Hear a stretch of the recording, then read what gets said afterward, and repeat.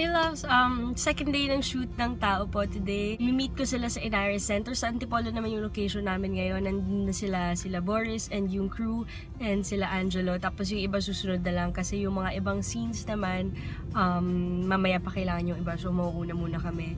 And ngayon hinihintay ko na naman yung breakfast namin. Syempre kailangan food. Medyo sad yung gising ko ngayon. Hindi ko alam kung bakit or siguro dahil mag-isa lang ako ngayon kaya ganun yung feeling. Yung parang napapangunahan ako na buong araw feeling ko mapapagod ako kasi dala ko yung car ako magdadrive, lilipat kami ng location tapos syempre kailangan hands-on din ako sa pag-shoot. So lahat ulit kailangan maasikaso ng maayos. Mahirap nahirap pag ikaw lang mag-isa mag-ayos ng overall. Hindi ako sanay. Again, first time ko itong gagawin na ganito yung setup. Sana ngayon lang to. Sana mamaya pagkasama ko na sila, ma-hype ako ulit. And, pero masaya pa din, syempre, kasi pagwata ng short film, ito yung passion ko, ito yung gusto ko. Medyo parang sad lang yung pag-start ng day. Pero I think magiging okay din ako later. Kulang lang to sa pagkain.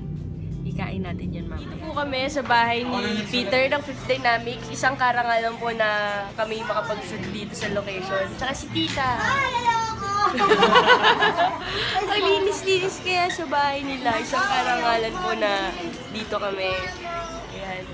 Shoot namin dito yung scene na kunyari bahay ko. So, for today, bahay ko muna yung bahay ni Peter. Yung iba, hinintay pa rin namin. Umaga pa ngayon. As in, sumisikat ang araw. Pero pagmumukhain namin na gabi dapat. So, ayan. Game. Galing talaga ni Kyle sa mga ganyan, no? Hinintay namin kumulo yung water. Tapos, magsushoot kami ng konti pang scenes. Tinatawagan ko ng friends. Ito yung script, chine-check ko yung mga mga tapos na. So yung makita yung script ko. Tadaan! Magulo yan. Madaming sulat.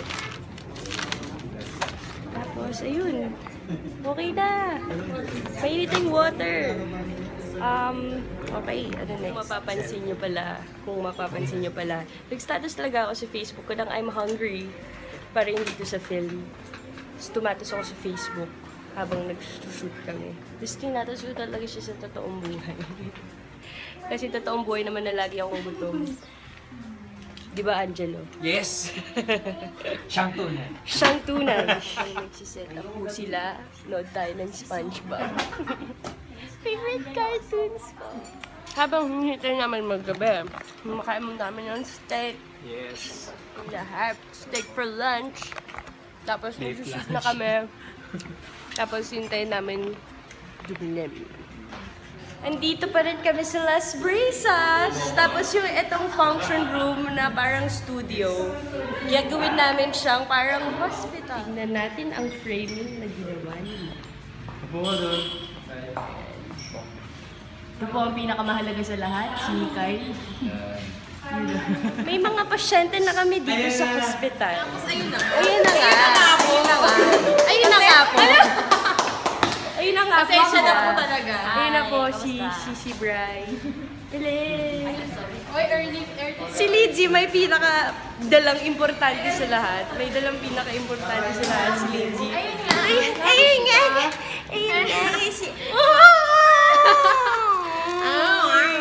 Love niya talaga ako. Alam niya yung mga gusto ko sa buhay. Spicy nga. Sira. Tinan nyo. Tenen. Tsaka. Tenen.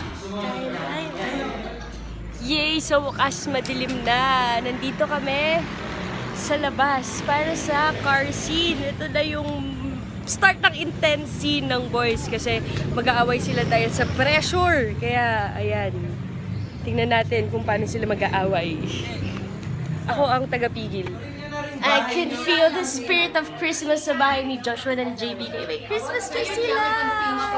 Dito lang kami mag-shoot ng pagkamatay ni Angeli.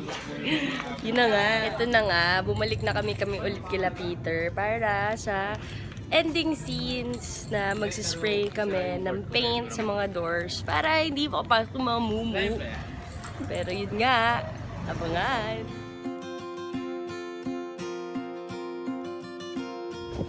So Sobrang hirap mag-drive dito sa Antipolo. Buti lang may pogi akong nag-drive para sa aming lahat. Yan. Bright to the rescue kasi grabe dito sa Antipolo. Nandito tayo sa live.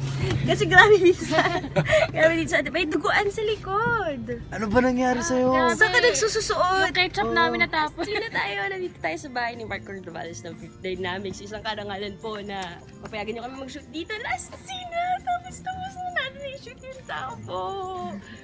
Ay, creepy. Angelo.